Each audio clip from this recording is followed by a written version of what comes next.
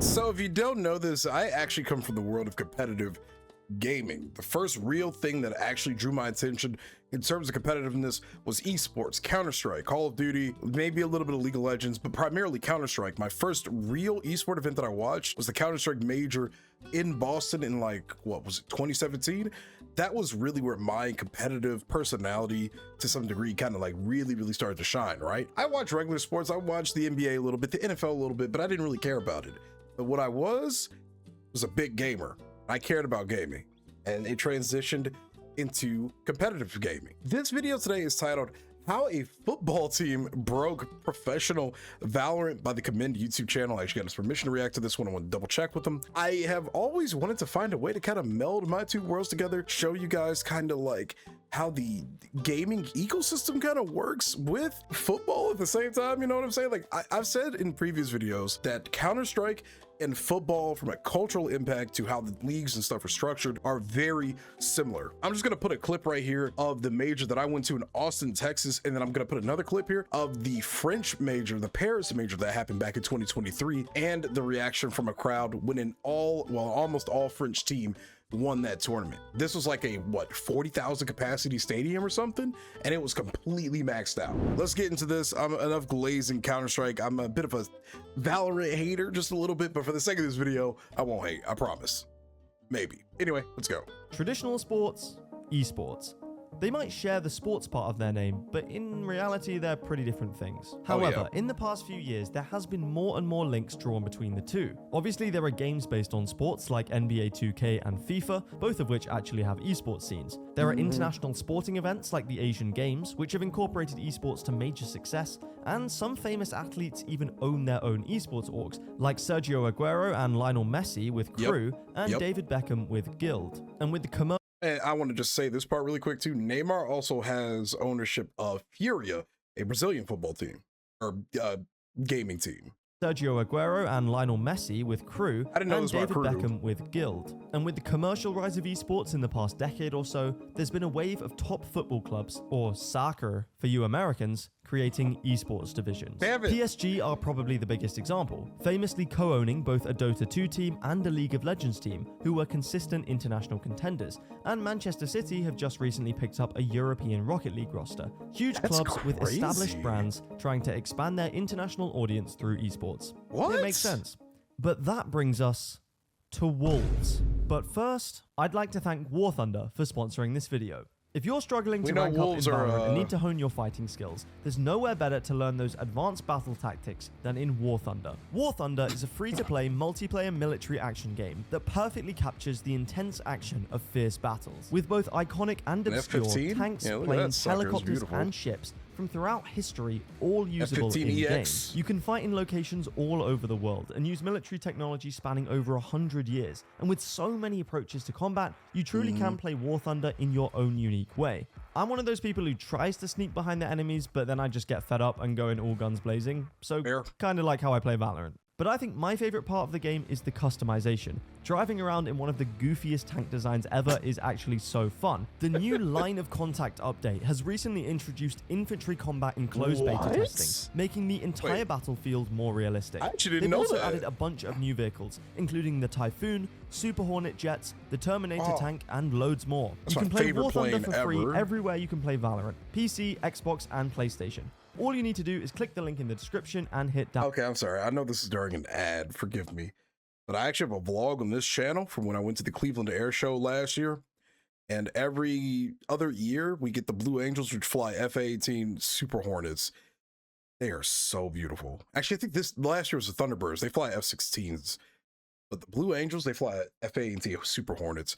Love them, love them, love them, love them. And if you're a new player or you haven't logged in for over 6 months, you'll even get some special gifts like 100,000 Silver Lions. But if playing on the go is more your speed, War Thunder Mobile is available for iOS and Android, providing fast-paced battles with just as much intensity. And click the link down below for those too. But with that, thank you to War Thunder for sponsoring this video. Wolverhampton Wanderers, commonly known as Wolves, are a football club based in Wolverhampton, England. Not the most iconic city in the world, but it's there. They're currently in the Premier League, the top division of English football, although that'll probably be changing after this season. Yep. Just for some context, I'm from the UK, and while I don't support Wolves, I support West Ham, who are basically equally as bad right now. But I'm very familiar with Wolves as a club, and I even have some friends in real life who support them. They have a really solid fan base, mostly from the local and surrounding areas, and that's about it. So why the hell do they have a Chinese Valorant team? Well, just like with PSG and Man City, they have an esports division. Wolves Esports is the esports arm of Wolves Football Club, and with Wolves being owned by Chinese multinational conglomerate Fosun Group, they have mainly focused their esports efforts in China. And that makes sense. The Chinese esports market is the biggest out of anywhere in the world. It's just not particularly relevant to Wolverhampton. They started their esports operations in FIFA, which makes sense for a football club, and have actually gone on to win titles in COD Mobile and Honor of Kings, which are huge games in China. They're actually one of the big name orgs in Chinese esports in general. I'm not sure how many football fans know that this esports division exists, but there we go. In terms of Valorant though, they actually already had a foot in the door. Since Fosun Group has a minority share in Evil Geniuses, the Wolves logo ended up on EG's jersey when they won Champions, which was a very weird culture shock for someone from the UK. Champions is like Worlds, if I'm not mistaken. I think that was an event where Evil Geniuses won the world champion. Usually most esport events, I'm telling you this for my audience out there that doesn't really know how this is structured. Most esport events, they have multiple tournaments throughout the year, just like how there are multiple cups in football throughout the year that usually have some kind of like seeding structure to them, round robins, Swiss structures, all that kind of stuff, right? It just depends on the esport in the game. Valorant, to my knowledge, has 2 to 3 major tournaments throughout the year, and then they have Valorant Worlds. They're all called Valorant Champions or something, if I'm not mistaken. I don't fully watch Valorant, but I watch more Counter-Strike. Counter-Strike has like 25 events a year. So it's just like how there's so many domestic cups constantly going on throughout the year. That's what drew me from Counter-Strike into football. There's always something to watch. That's where that connection is. But anyway. But after seeing their logo next to a Valorant World Championship, Wolves themselves decided to enter Valorant esports at the end of 2023, just as the Chinese VCT Franchise League was officially beginning. And because of their esports legacy in China already, they were granted one of the prime spots in Valorant's Franchise League, now with a chance to cement their legacy in an esport that had real reach outside of China. But that is not what happened. Wolves built a promising Valorant team in 2024, but ended up finishing basically last in the league.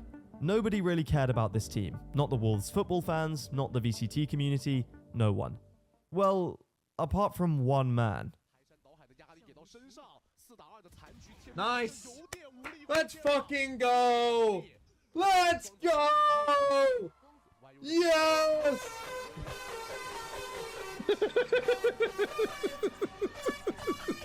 Thinking Man's Valorant, or TMV, is a British VCT YouTuber who co-streams a lot of the games live, and he happens to be a Wolves fan. Not of the football team, of the Chinese Valorant team specifically. I think more because he just thinks it's funny Wolves have a Valorant team. Either way, he was their biggest and really only fan in 2024.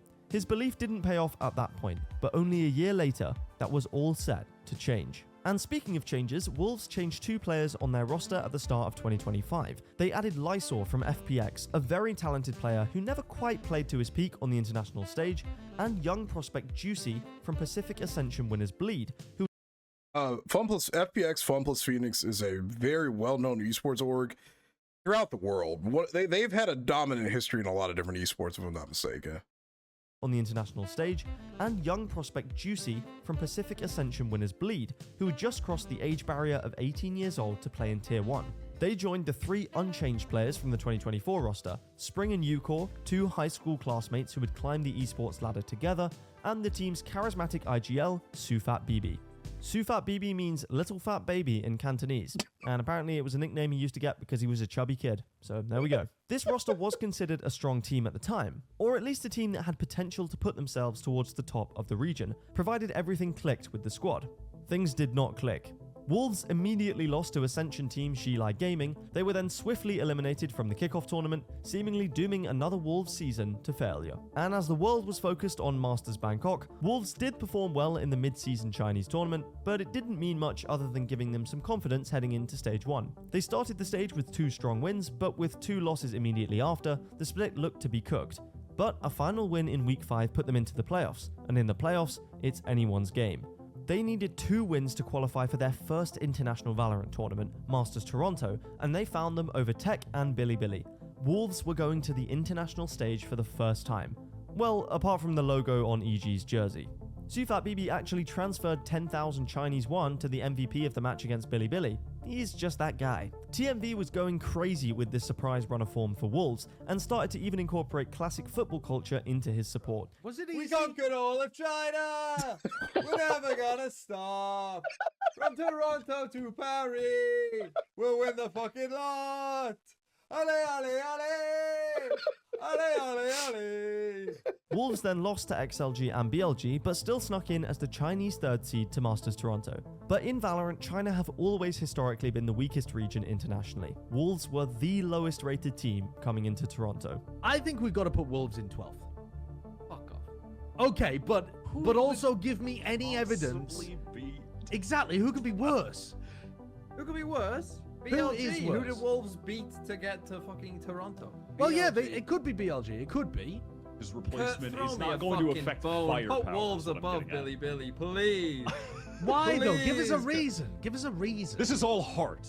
Sure. Of course it's fucking all heart, but that's all I've got, Wyatt. That's all I fucking got. Throw me a bone. Kurt, I said I would only come on if you put Wolves in the top 3. I've changed that to top 11. Give me a break. Nobody expected them to win even a single game, let alone go far into the tournament. Well, apart from TMV, of course. So funny if Wolves win. Easy, I want Wolves to win so bad. But But I just think it's the most one-sided game of the 4. You're right, Josh. You're so right. Valorant has a very... I'm sorry, I'm going to stop pausing. I've just realized we're only 8 minutes into this. Valorant has a very difficult ladder to climb. Like all the different regions and stuff, there's different sections of the world. You know, you have China, you have North America, you have what is it? Oceania, you have Japan. Like there's so many different regions that come together for these international tournaments. All right, Heretics Paper X. The standard of teams at Masters Toronto was crazy, but Wolves had a chance, and that was all they needed. Masters Toronto began with the Swiss stage, and Wolves were instantly matched up against one of the most iconic teams in Pro Valorant. Sentinels definitely weren't at their peak in Toronto, but they still had an extremely solid roster and much more international experience than Wolves. Sees John, trigger discipline, pays off. Now he's got that heaven control. Sentinels are starting to filter out onto the site. Lysol waiting. Dark cover blooms. He'll see it all here and brings Elsis to heal.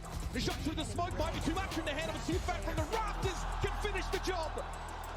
That's 4 for the fade. Just feeling the danger of the pressure. Bang is going to have to at least get 1 here. Oh, the timing. Only 2, what a thought line. Perfect setup and bang brings the house down.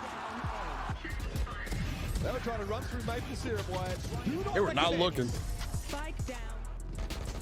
Sentinels a North American team. Characteristically, he also flubs the shot.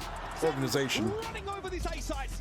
10 seconds left for a spike point. That was going to happen soon. They're second into the fault line. He has the showstopper. Oh, but he goes down. There it is, folks.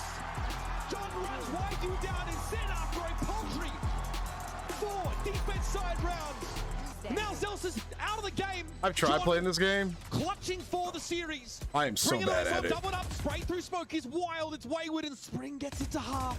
Now off of it, looking to team up with Lysol here, and John has very little to look at. Somehow finds Spring, and he doubles down. The mastermind plants the flag for Americans here in Toronto. Sentinels won in a fairly close 2-0 fashion, as Wolves looked to be the 12th place team the community expected. But it was actually before this match that one player from Sentinels forever changed the fate of this Wolves team. Zelsis has always been known as someone who brings great vibes to a team, a vibe merchant, some would even say, and he did that for Sentinels in 2024 and 2025. But before their first match in Masters Toronto, he met CORSAIR BB in the hotel gym, and being the vibes guy that he is, imparted some confidence onto CORSAIR. CORSAIR BB had a message for Zelsis a few days later. I really want to tell him this. I'm so glad that on that day, even though I was really tired after watching VODs in my room and practicing, I still decided to go to the gym. Terminology here. VOD is just rewatching your games and studying them. That's it. That's what VOD stands for. VOD, or okay, I actually don't know what VOD technically stands for, but for the last like 10 years of me watching esports, it's literally just rewatching all your games so you can know what happened. And when it comes to esports, it isn't just like rewatching the stream itself. Usually most of these companies like Riot, who runs Valorant, if I'm not mistaken, will provide you with footage so you can see like lineups and setups and stuff. If I'm not mistaken, they do that in Counter-Strike as well, and they do it in Call of Duty. So I think that's correct, though. Any Valorant fans out there tell me otherwise. I'm grateful I met him. It was because of him that I didn't feel nervous stepping onto the Masters Toronto stage for the first time. He gave me energy. After we lost to Sen, Zelsys told me we'll probably meet again, and I thought, if I want that to happen, I have to make it to playoffs. And that's exactly what he did. Team Heretics were Wolves' next opponents, and they were expected to do quite well at Toronto, with it being their first international tournament since losing the finals of Champs 2024. But after being embarrassed by PaperX in the first round, Miniboo will get wrapped on. Oh, no, don't do it. Oh, no, humanity, something. they found themselves on the brink of elimination, with Wolves being their next opponent. And despite the overwhelming community sentiment that Heretics would easily dispatch Wolves, that's not what happened. One last thing, I actually know one of the photographers that worked with Team Heretics for this event, funny enough. You know, outside of this YouTube channel, I know a lot of people in the gaming industry that are videographers, photographers. One of my good friends, his name's Logan, he was actually shooting for Team Heretics, if I'm not mistaken. Right now, a little bit contained. Miniboo goes up over the top of screens, finds that kill, but Juicy trades it back. Two eliminations gonna be found. Now it's just Juicy, Lysor. Who's going to be the first target, the first point of contact, and Juicy is able to win it out. Player standing. Himself alone. Swings, somehow catches Benji Finchi. And now it's just the Jet with no HP to speak of. As he looks for the ace, and he will find it! Wolves get both pistols, Juicy gets the ace! He's gonna be avoided. As the commentators in esports are usually really good. Solid Circle trying to shut down a bonus conversion, but they're not ready for Boo to be here. Paranoia not going to connect though, and Spraying will mow down the remainders. I don't know how any abilities in this game work. Gets himself a 4K and saves the round from being catastrophic. They're not giving him the opportunity to find any freebies. Either side with much util, but Miniboo dead. Benji Fishy, 10 HP. Here's it, and he cannot make it happen. 13-9, 2-0 fashion. Wolves played with an unreal confidence, inspired by the onstage antics of SCUF BB, and eventually triumphed over Team Heretics. They'd taken down a team of international veterans, and only needed one more win to qualify to the playoffs. Out of the 4 teams left in the Swiss stage, their best draw for the final round would undoubtedly be against Billy, a team they'd beaten before, instead of an informed PaperX or Team Liquid. Wolves Esports going Team up Liquid against is Billy, good so too, regional to my knowledge. matchup. Wolves knew what to expect from BLG, with 3 matches played against them since the start of Stage 1, and even though they didn't have an advantage in the historical record, Wolves had definitely adjusted better to the global stage. Fully pivoted towards the site, they could get overwhelmed. This is dangerous, but Spring! Sonic Center there in market, I think, forced Rushia back. He couldn't get involved in Spring. He's on for 4. 2 bloody goods. And Billy with that awkward buy. For all my old heads, We're on our feet. Feels like a more subtle it's approach not that to easy to shoot in this game like they make it look. I'm gonna tell you that right now. Just like with Counter-Strike. I think Counter-Strike's harder. I definitely think Counter-Strike's way harder than this game, but Lysor deals with him. And it's on Levius now, all on the Viper, who still hasn't found a chance to plant. And it just so happens if you dare to dance with the Wolves. They once again brought unmatched confidence inside and outside of the server, winning the Chinese clash in strong fashion, and Spring continued to dominate on the smokes roll. They had qualified to the playoffs, and as the Wolves fan club grew and grew, TMV's belief was paying off. Conquered all of China! We're never gonna stop! From Toronto to Paris! We'll win the fucking lot! Heading into the playoffs, Wolves once again got a favourable draw, being matched against RRQ. RRQ had won Pacific Stage 1 and relied heavily on the Teo meta, but this meant that this was RRQ's first game internationally since then, and their first after the Teo changes. With the contrast in momentum between the 2 teams, this was anyone's game to take. Man, and Juicy's definitely expecting him with the cyber cage up and on the side. Here come RRQ. Juicy's only got a short window. He's found 2 dimensional drifts. He's going to see it all and crucially get out alive. SCUF locks it down on the side, and RRQ Dude, I would be panicking in this situation. Tries to finish the job, and there's the annihilation. Straight into the spider's So I thought he was flicking him off for a second. Do they start with a win? Oh, he's feeling himself. Position to trade should Lysol get information on Xvero's spot. He's on the move. And RRQ trying to run with the Wolves. Wolves had been growing in support throughout the Swiss stage, but this win against RRQ in the playoffs truly pushed their personalities onto the world stage. SCUF BB's aura farming drew the eyes of so many fans, and Lysol had perfected the NPC victory pose. But the flashiness of their celebrations didn't detract from their gameplay. This Wolves team was filled with shooters who excelled at anchoring sites on the defense. This win was a big step for Wolves, but they need to make a real leap to go any further in this tournament. Gen G stood in Wolves' way in the next upper bracket game, and they would be their biggest test yet. Gen G or something else. Many people were predicting Gen G to win Masters Toronto, especially after their undefeated Swiss stage record and recent win over Fnatic. Gen G and T1 are two like Korea-based esports organizations, and I am not kidding when I say this. These players have such an insane support fan base. You would genuinely think with the way crowds form around them when they arrive back into their country after these international events, Messi or Ronaldo was with the group. Like, you would think that's how, like, that's who's with these groups when you see these crowds form around these people. Especially like the fakers and stuff. You see these crowds form around these players, bro. You're thinking the greatest footballers of all time are with this group or something, with how insane the fans are. Texture was dominating almost every statistical category, making a case for being the best player in the world, and they already had the experience of winning an international trophy in Shanghai. Wolves had done well to make it to this point, but beating Gen G was seemingly impossible. Karen finds Juicy. Why you? This is a difficult situation. And Texture, what is that? Why you will not relent. He wants this, but he can't have it. Karen stands his ground, and Gen G step forward again. Bucky in, and he gets the shin, but that's not enough. Foxy9 powers forward, Juicy and Lysol holding on for dear life.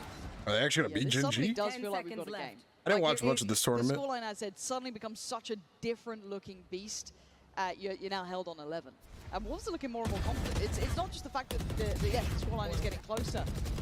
One. Last pause for a while, I promise. To break down how this game kind of works, just like with Counter-Strike, you have two opposing teams, an attacking side and a defending side. Whoever gets to 13 wins. I think when it hits 13 points at the, it's a best of what? It's a best of 24. So the first team to get to 13 wins a game, and most of these matches are best of threes. So you win 2 games out of a match, you win the whole match, basically. Yeah, you got 2 attacking teams, 1 attacking, or you got 2 teams, 1 attacking, 1 defending.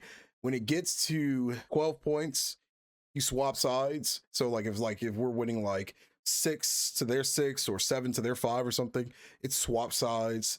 And then we're on the attack, they're on the defense, and vice versa. So that's how that goes. The goal is to plant a bomb or kill the entire enemy team. If you're on the attack, if you're on the defense, it's either to kill the entire enemy team or to defuse the bomb once they planted it. You have to kill the enemy team and defuse the bomb. Well, you really just have to defuse the bomb, but in most situations, you end up having to kill the entire enemy team, then defuse the bomb. But that's kind of how that works, so. It's not just the fact that the scoreline is getting closer. 1 away now. Look at that scoreline. Look at the crowd. They're going crazy for him. Or listen to him, rather. The line takes down Foxy9. Spring in the backline. Takes down Texture. It's on Munchkin and Karon with 10 seconds really to play with. And look where the spike is. 10 seconds it's left. Up in heaven. 8 seconds. The time has passed the 5. The unthinkable is happening. Wolves taking the lead in the final hour. Takes the space off the back, and now here they go. Like from my old heads, they can't see them through walls. Well, like we see it. This is for observing purposes only. And not much more. And this is a dream come true. My God. What a turnaround, Lauren. Oh, he is feeling himself, bro. He will not see anything like that again. Gen G really having to grip hold of this one. close, but not close enough. I mean, this is again the strength here. Gen.G, a stark reminder. You don't let us get to those post plants, keeping a firm lead at 8-4. Yeah, a little difference here from map 1, but still certain. Gen.G, to my knowledge, don't do too much outside of Valorant League. Pressure left and right. Ash tries to help him, but there's no saving him. The sinking ship carries on falling. Wolves back in business again. Bro, he is so hyped. He's hyped every round. Off angle perfect, and we are at a tied map 2. Foxy9 gives away position as well. Sprang's got him dead. Texture called upon to be the man again. And this would be like if. And repeat. It's 12. It's not map point. It's match. How do I put this in football terminology? Them beating Gen.G is like if Real Betis beats maybe like Barcelona in like the semis of like a Copa del Rey or something. I think I'd put that in good terms. The pressure mounting. He's seen him. I think he's seen him. I think he knows, but only 7 bullets. CORSAIR baby barely breathing. They're both so low. He's down 6 HP, 5 bullets. That's it. Time ticking. Ash has to find this. Bam! Oh my God! This match was unreal to watch. Wolves had just 2-0'd the tournament favourites and former international champions, with 2 comebacks that not only exposed Gen.G's lack of resilience, but highlighted exactly the opposite for Wolves. SCUF BB's 1v1 clutch in the final seconds of the game was the perfect way to end it, as he led his team to a truly unthinkable result. The community went wild, and this win even got recognised on the official Wolves Twitter account. That's of course, crazy. Football fans in the comments were just annoyed that the club weren't buying any new players for the upcoming Premier League season, but it didn't matter. An inexplicable link had been drawn between a Chinese Valorant team and an English football club, and that was crazy enough. For someone who watches Premier League football and international Valorant, I cannot explain to you how weird it was for a football club based in Wolverhampton to be winning international matches on the VCT global stage. It was just crazy. And to make things even more insane, they were now a single win away from the grand final. It was clear at this point that this was the single greatest Cinderella run in VCT history. Unfortunately for Wolves though, it wasn't in their fate to win the tournament. A close 2-0 loss to eventual champions PaperX in the upper final sent them down to the lower bracket. Gonna have to do work here. CORSAIR BB does well. Divider. Oh! No! Jesus. I told you before, this man is a big player in big games. And Alpha Ye's dominance continued to reign supreme in the lower final. Alpha, all the players, don't let him have a round like, oh God, please, somebody stop him. No! Knocking Wolves out of the tournament in 3rd place. But despite their eventual elimination, Wolves had achieved more than they had ever thought was possible. My end goal is to have no regrets and form good memories for the rest of my life. One day, I can tell my son how crazy his dad was on stage when he was young. You only live once. I don't care about being champions because I already showed the world how amazing my teammates are. And that's what made that Wolves run so special. Not that they just so happened to be playing under an English football club's banner, but that their story represents everything we love about sport, personal growth, inspiring others, and unbelievable success in the face of unbeatable odds. Wolves will probably always be known as a football club based in Wolverhampton, England. But during that tournament in Toronto, Canada, their Valorant team from Shanghai, China, did what no one thought was possible. And that will always be a part of their legacy. I've been Commend, subscribe if you enjoyed, and thank you for watching. I want to really get your thoughts about this in the comment sections down below. I know everybody on this channel is pretty much a dedicated full-time football fan, but I have such a special connection with the esports world. It's really what just drew me into all of this. I've been finding or looking to find some kind of way to make these two relatable on this channel in some capacity. And I just so happened to come across this video. I want your thoughts. For one, Commend, excellent video. I'll be sure to make or to leave a link for this video in the description down below so you guys can go check out some of his other stuff. It's cool to see this kind of stuff. Cavaliers, the Cleveland Cavaliers, they've had sports teams or esports teams in the past. There are NFL franchises that have esports teams when it comes to like playing like all the NFL video games and stuff. I don't really watch those personally, but I watch a lot of shooters. I had no idea Wolverhampton had a Valorant team until I saw this video, and the moment I saw it, I'm like, this is the one we need to watch on this channel. It's bridging two worlds, man. It's weird, but it goes to show that no matter what, competition is always going to exist in some capacity. You know, there's always going to be some underdog story, whether you like the concept of playing a game or something competitively. I think it just comes down to the same core roots. There's competition involved. You got your Cinderella runs, you've got your giants that historically have dominated many different things, but it all boils down to being just this beautiful thing that people love coming together to watch, you know? Now, obviously, football communities and gaming communities are a little different. I feel like football communities are going to be a little bit more, not necessarily hostile, but a little bit more passionate in some ways. They probably wouldn't let you be in a lot of esports unless it's Counter-Strike. If it's Counter-Strike, they don't give a damn what you say or do in a lot of those arenas or stages, which I think is amazing. Valorant's a little bit more tame. Same with League of Legends. They hold their professionalism to a very high standard, which I fully respect. There's still some kind of connections in there, you know, the histories, the lore, etc., and so forth. So thanks for watching this reaction, guys. Be sure to go check out Commend's original video, which I'll leave a link for in the description down below. I love both of these worlds, both football and competitive gaming.